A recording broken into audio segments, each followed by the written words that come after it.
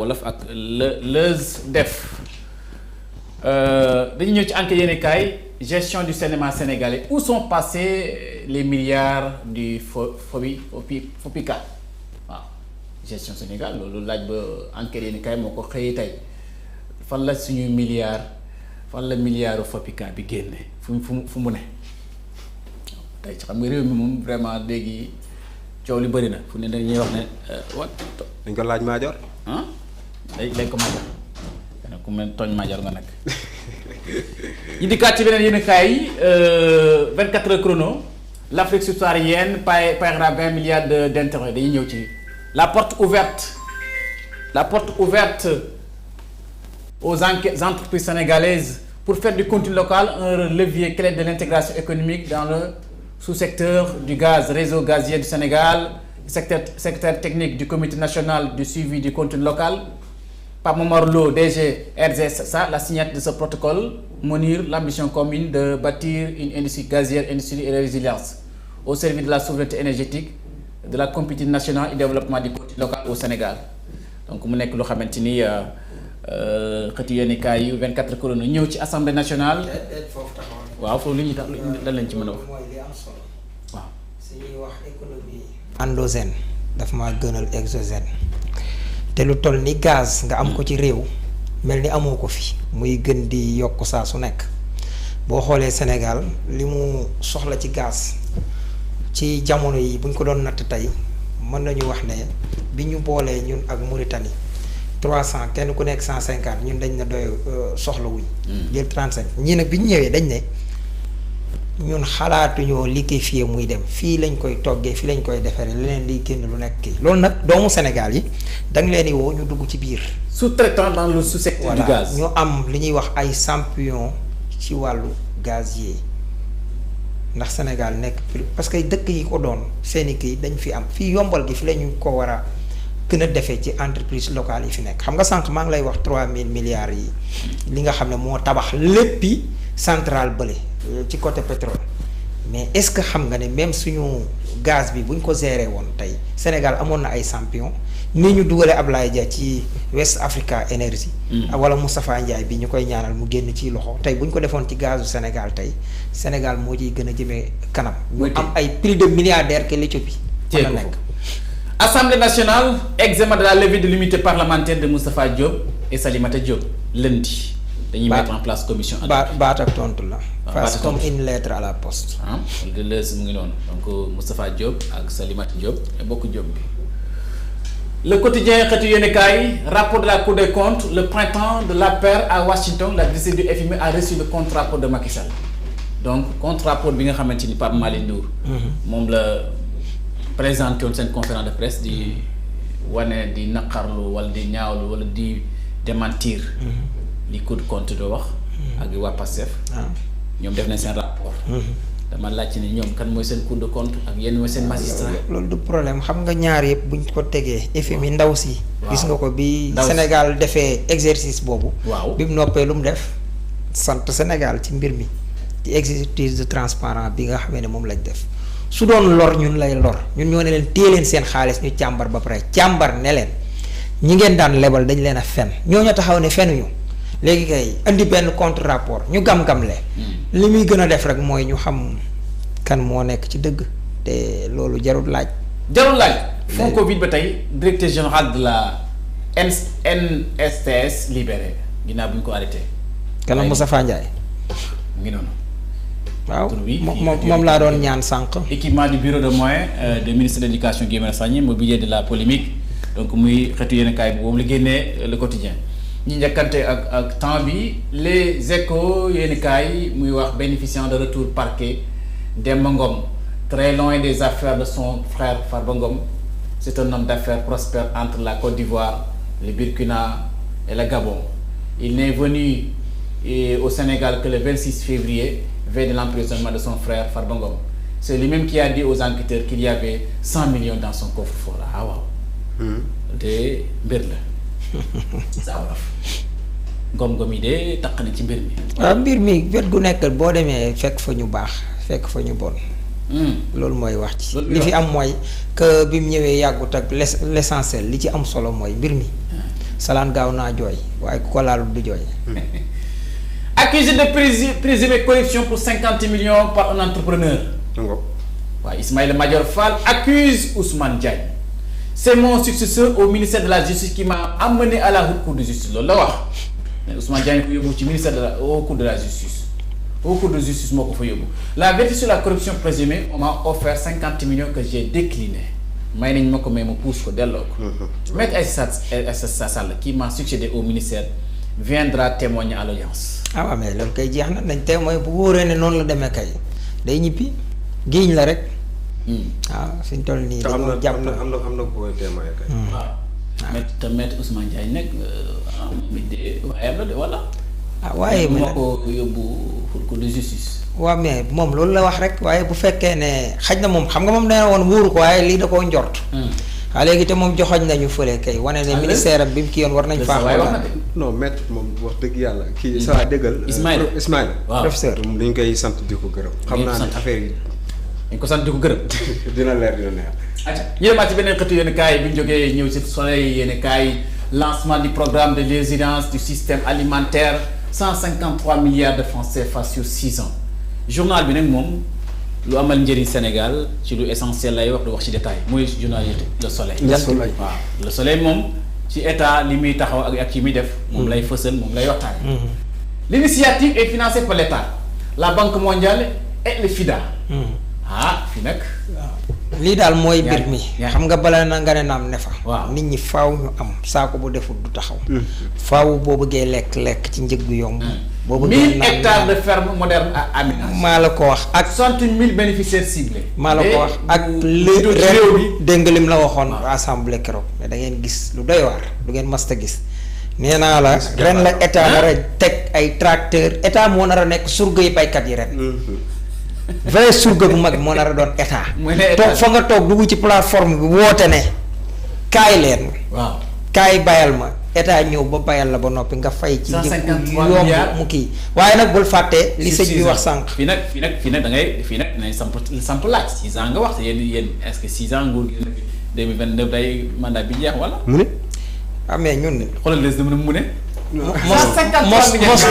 mos dolli li ma dikkee doon wax naan ñam leen ma bu ngeen ma ñamee dootoo leen ma bàyyi président Diomaye boo ko ñamee tey dootoo leen ñu bàyyi ñu ngi fi ba 50 ans mën nañ koy fay def insha allah maa la wax loolu d'accord waaw Thiès borom 50 Sénégal waaw Modou Diassit ñu wax ko ne ko waa Ndoye nee na 1 an ngi nii ñu nekk ci ñàkkum ndox foofu it nañ ci taxaw ni taxaw si waaw maa ngi ko doon laaj waa Ndoye fan la nekk sax ci Sénégal na information bi gën a mat ñu yeggalee ko Modou. L'évidence xëy yéen kay 3e congrès de l'AFP l'Alliance pour la République l'Alliance des forces progrès bu Moustapha Niasse.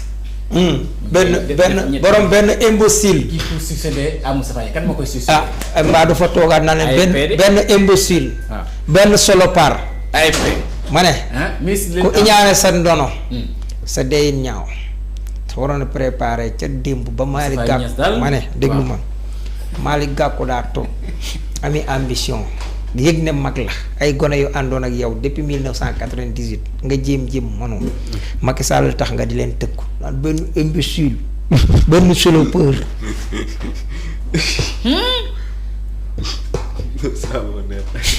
Lii la waxoon. Ministre de l'Éducation nationale que repose-t-on à Guirassy Guy Marie et ses interpellations donc loolu la xëti yorekaay yi ñëwaat ci diggante Guy Marius Sagna ak ñëw ci benn xëti yorekaay Libération ñëw ci affaire des fonds Covid. demande de mise en accusation les détails de l'affaire Sophie Gladima. Instruction de l'ancien ministre des Mines et de la Géologie sur l'utilisation de l'enveloppe de 1 milliard, ce que l'ex-DAGE Alassane Diallo avait révélé à la DIC avant d'organiser sa disparition autant de moi. Beneen bi construction d'un centre gravimétrique à Kédougou pour les hors-payeurs impactés par la pandémie, un marché intégralement payé et jamais démarré daal lu doy waar. 5e vague. Ibrahima Macodou Fall sous contrôle judiciaire. Après des contestations sérieuses. 5e vague. Mariata Bass. Consigne 20 millions de francs CFA et obtient. xanaa du ñu ay asymptomatique. Mohamed Ali Sarr en retour de parquet bi mu nekk yoo xamante doy na war ci Covid bi. xam naa ne daal. waaw gis nga ministère boobu di énergie ak mine nañ ko tàmbalee ca Madické Niang ak Samuel Sarr nañ tàmbalee 2006 jëm kaw. ah bon maa la wax loolu. révélation nañ ko càmbar bu Thierno Alassane buñ bàyyi Thierno Alassane Sall buñ bàyyi keneen ak keneen ak keneen fii mbir lëfa ngi fi de ministère bii. lëfa ngi fi. bagage na fi de. lëfa nga ca. ah xoolal fii utilisation de l'emploi de 1 milliard. mooy ministère bi nga xam ne. fii nga gisaat fii. ministère bi gën a ministère u tappale dëgg. fay tappale kat nekk mooy ministère bi te fa la alal jane. ministère bi bu réglé. Sénégal jag. donc nga yaakaar. waaye yow ñun yàlla daf ñoo baax yàlla bawuñu. fanweeri ballu mbindaar ak juróom-benn 36 ressources xorom ci la bokk xorom. dañ ko ñàkkal fayda xorom mën naa développer Sénégal. d'accord ñu nekk nit ci bi discours contraire aux bonnes mœurs sur TikTok. DSC lance une vaste opération d'assainissement. kon dana jàpp bay après Mbodja Mbaye Douga Kane alias Foutanké bi. ak Alicia Kane. defee na hier.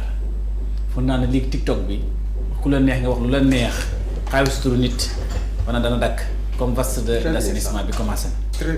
ah. macha allah lii mooy liggéey bi te loolu bu ñu ko defaree xam nga ñun sénégalais nitu kersa la suñ demee ba am ñu ñàkk kersa di ko gën di wan di loolu xale yi ngay yërëm. lii mooy dañuy musal xale yi daal ci lu bon. valeur yi moo commencé seey Sénégal valeur yi. moo commencé de mais nag réew mu nguur ga jubut. yu mel nii la daan bëgg. parce que day nëbbi ayibam. waaw daf koy nëbbalee ay ayibam. yi ci la nit ñi di nekk moo tax nguur boo gisee muy raas yi rek xamal ne ñooñu fas yéene dañoo sérieux. mu dikkaat ci coowal Guy Marius Sagna ak Bamba Guirassy polémique autour de dépenses au ministère de l'éducation ça vole bas entre Guy et Marius.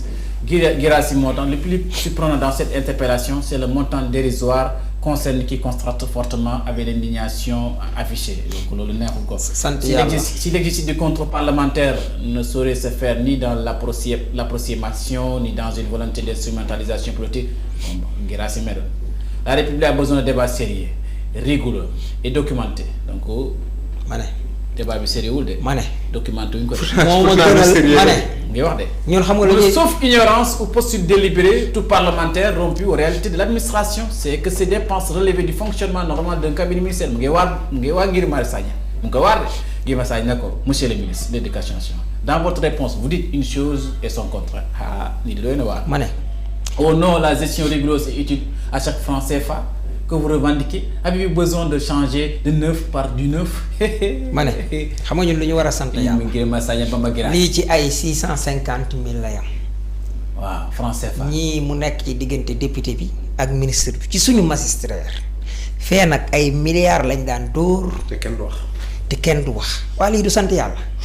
changement am na de. non dama lay laaj. non dama lay laaj ñun suñ demee ba réew moo xam ne seen budget dem na ay 6 000 milliards.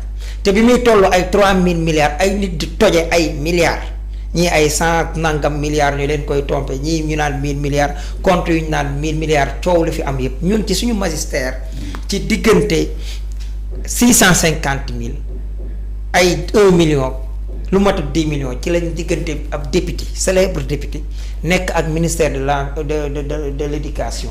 loolu du sant yàlla. sant la wax dëgg yàlla. non dama lay laaj waxal. sant yàlla. Respect du code de la presse, Aliou Sall signe la fin des activités des organes non conformes. waaw nañ fexee conformer rek. te ñoom it ñu notifier leen li tax ñu non conforme pour ñu conforme. Journal L'Observateur, affaire de soldat Malick Diop, l'interview vérité du père de mercenaires sénégalais combattant pour la Russie capturé sur le front ukrainien. La dernière fois que j'ai eu de ces nouvelles donc mu nekk lu xamante ni ndeysaan ci coowal front ukrainien bi Malick Diop soldat Malick Diop affaire soldat Malick Diop. ñëw ci Demba Ngom frère de Farba à la DIC par ce français. affaire Farba Malick Diop daal na état taxaw. parce que wàllu diplomatie ñu xam lan la ci. ñëwaat ci bu fekkee ne dafa am lu mu ci laale. parce que tamit mbir moom du ne sa doom rek wala nangam ñuy jóg ci émotion wala nangam nag. dafa yegg ci dëkk tuumaal ko Malick moom dëgg yàlla. man dama ko yërëm parce que xam nga la moo tax. kan Malick. docteur bu doon dem bay doon soldat. Malick Diop way Malick Diop mënu na ko doone fii. waaye dem ba ca guerre ba. fa nga dëkk non affaire bi nag non. dafa. ko yàlla déet su Macky Sall fii déggoon ngeen fii. Ukraine ñoom it ñu doon ñoom kenn rawu leen ñu doon recruter lu. ay nit di ko woote fii. Russe non Ukraine. kii soldat waaw non moom laay wax. Sénégal bañ mën naa nekk it mer mën naa nekk lu ci mën a am daal na l'état tàppe ñu xool ci diplomatie lan moo ci xew ak lan moo ci xewul mais du ma dàq du ma indi nit mën na ne mënee na lu ne. waaw loolu daal laa ci. di ñëw escroquerie un commandant de brigade ancien garde du corps d'un premier ministre radié après son admission aux Nations Unies les minutes d'un procès passionnant qui s'est déroulé au tribunal militaire donc loolu lu xew la ci tribunal militaire la. loolu mbooti biir la. bien immobilier appartenant à l'État Mbaye Ndiaye face à la justice. Les détails de l'enquête de la requête du procureur après le tribunal grande instance hors classe de Dakar donc ba tey mbir yaa ngi. jubbanti. ñu ngi ñëw ci. yaa ngi dem de mais yaa ngi romb ndaw si. waaw des tests psychologiques Fouta Tampi chronique du chute tragique waaw oh man Fouta Tampi. gisagul dara nañ ko taxaw man naa balaa ñaaw. Rewmi Quotidien 4e conférence sociale sur l'emploi et l'employabilité loolu démb la barki démb ak démb la 24-25 ci Diamniadio président de la République donc moo fa dal di doon defaloo ak son premier ministre Ousmane Sonko améliorer dispositif actuel de financement d'accompagnement des petites moyennes entreprises et des petites moyennes industries accélérer la procédure actuelle de structuration donc mu nekk initiative yoo xamante ni. def na ko pour encadrer emploi ak employabilité. lu am solo. waaw création d'emploi le premier ministre Sonko mis sur un secteur privé fort waaw loolu de moo ci génn maanaam secteur privé bu fort daal mooy tax liggéey bi bëri doole ndaxte état. loolu mooy li gën a am solo keroog dama dem Grand Théâtre barki démb leneen moom fa yóbbuwoon. mais maa ngi gis ci wàllu énergie renouvelable 8e édition.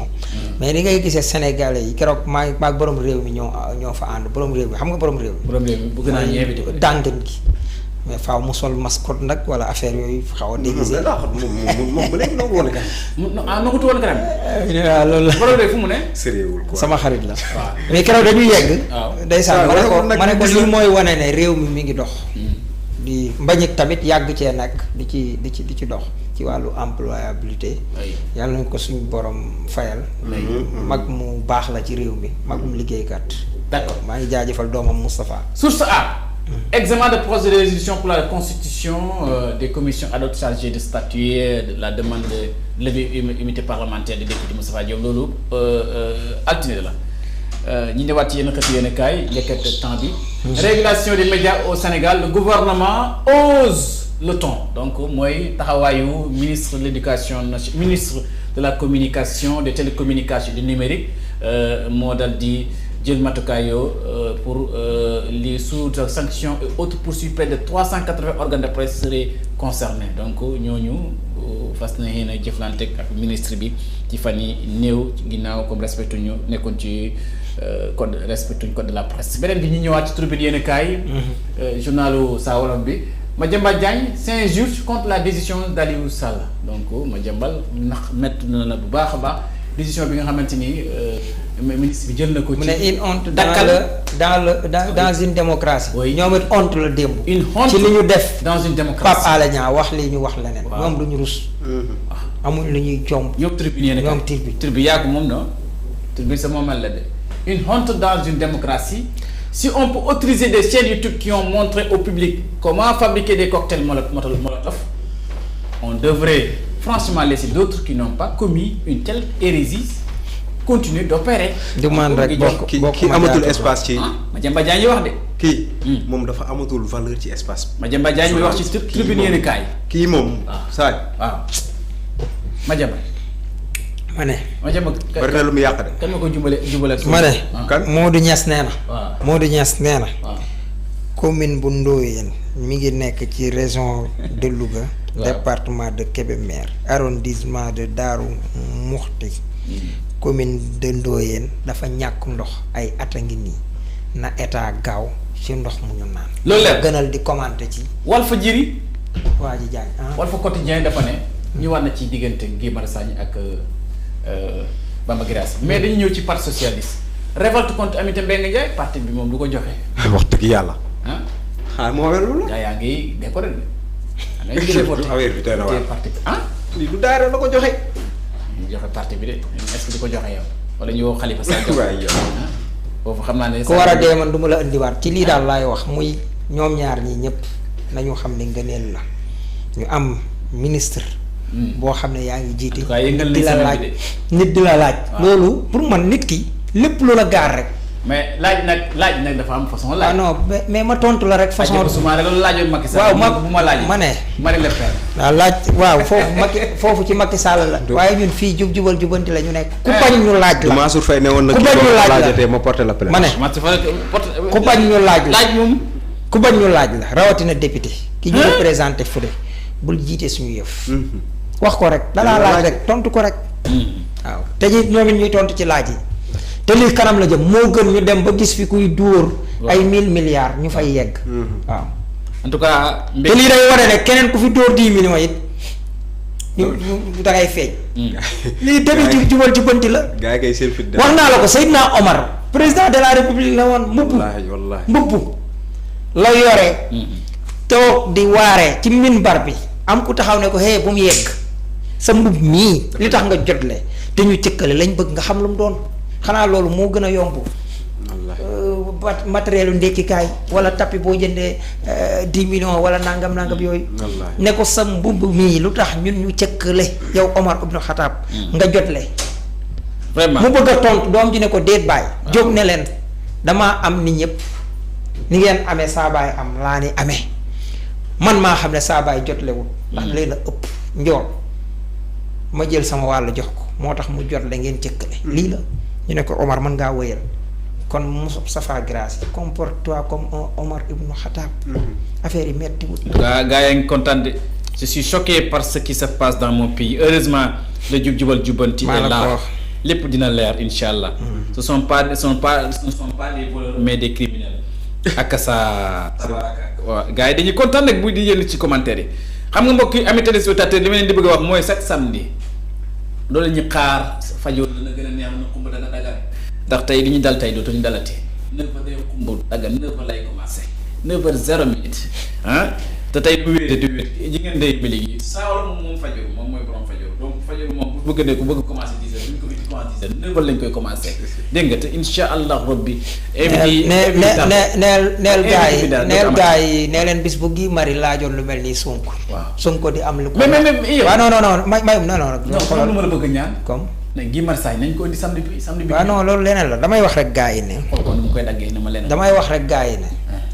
fii dara ñoru fi bañ koy màcc. gis nga ay naan nañ ko wax ci suuf ak nañ ko xumtoo loolu moo indi tappale fi ñu nekk ay naan gis nga fii man li ma d'accord gis nga benn député bu ci nekk sa cëggal guy nga doo député Pastef doo député gouvernement wala doo député nangam député. solidarité gouvernement non so député nekkul ci gouvernement nag. est-ce que député dafa nekk ci gouvernement. l'exécutif non damay laajte xam nga tey. xam nga bu ñu gis nga on peut pas vouloir quelque chose et son contraire. dañoo bëgg réew mu jub. waaw plat ban lañ commandé. ban plat lañ commandé. jubal jubanti. jamaay boobu de. daa wex xaat dafa wex xaat. on le consomme. mais kañ la war a leen. waaw déedéet non déedéet xam nga tey. gis nga ñun fii bis bu ñu xëyoon. yu weex yooyu. non xam nga Elmat li ñuy wax dafa sérieux gis nga gii kum neex man damay nangul nit ñi seen xalaat. mais nañu nangul nit ñi tamit man mii di xalaate ni gii di xalaate nañ ma nangul loolu te jàpp naa ni gii di xalaate que mu wax Moustapha Guirassy fekk ne da koo laaj bi ñàkk kersa fekk li moo Moustapha Guirassy nekk mooy dëgg mu tontu ko ne ko kat lii fii ak fii laa ko def ban ngaañ moo ci nekk. mais laaj na dem xam façon laaj. waaw mais boo ma laajee du la maa laajee laaj bu ñàkk kersa. man mi yor kersa ma tontoo la tontu bu am teggin wan la ne jëluma tajewuma. ndax war ma laaj ñàkk kersa. waaw non déedéet xam nga tey laaj bi du problème est-ce que laaj war naa laaj war a warta laaj foofu mooy mbir mi. est-ce que dafa ñàkk kersa wala ñàkkul kersa. en tout cas saagawu ko. li ko laaj mooy ndax tapi sàngam wala yére sàngam wala sàngam ak sàngam ak sàngam. beneen bi loolu buñ ci nekkee est-ce que gënul ñuy nëppalante député yi fi amoon boo toogee di tagg bañ xëy di la woo Ismaïla Madior Fall mais di wuy ji bu amoon Guy Marius Sagna mu ko teel a laaj nangam est-ce que du xam ne dama naa yegg fii.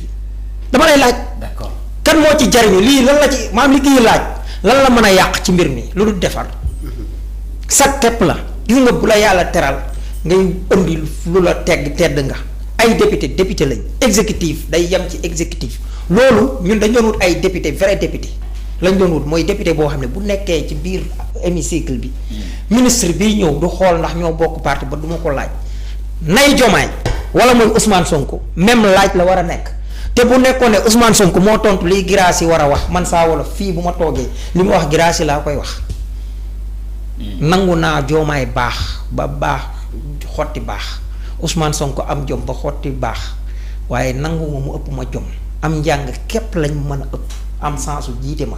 waaw Macky Sall la fi nekk jotewu ma ak moom dara lu dul yàq réew mi. Ousmane Sonko amul lenn lu ma ko toppee lu may taxaw am jom di défendre réew mi. bis bu jàddoon ma taxaw ne ko jàdd nga kon Guirassy mat ta wax. kum neex nag nga ne gi mënoon naa kii daa ñàkk waaye man daal am député bu may toppal mbir mi yow yaa jàpp ne daa ñàkk fayda dërëmu Sénégal gis nga xam nga Ousmane bu toogee di wax ba naan lumière yi fii wax na fi waxu machine à café lu opposition wax daa foqale daa bënnale ñii dañoo nay ay machine u café rek nangam. waaw détails yi ñuy xeeb naan ay dërëm la wala ay nangam loolu ñu yóbbu fi ñu nekk. milliard bu manqué dërëm nekkatul milliard. milliard manqué dërëm yellente kon yàlla na Moustapha Guirassy gën a nekk ku jub yàlla na ko teg fu baax waaye mais comme xel ñaaw na ci kay xel ñaaw na ci ginaar kenn du ko xeebal woppam mu ko yóbbu yow man xeam soofantal dara moo ñu yóbbu fii ñun dañoo amoon di waxe ay nguur gi baatu nguur koo tuddee nguur kay yaa ko nguur la. am nga fi dossier ñetti dossier altine jàmm. bu neexee borom altine 17h. waaye ndooyeen gi waa ndooyeen dossier mais yow am nga dossier yoo xamante ni war a waxtaane altine bii di ñëw à partir si tamit xaar ci dossier yow sa wala vraiment les mbég la amoon dalal ci émission Fadio vraiment kontaan trop si déplacement bi mu bàyyi la sa kàddu gu mujj. kontaan ci dalal bi ngeen ñu dalal fii nii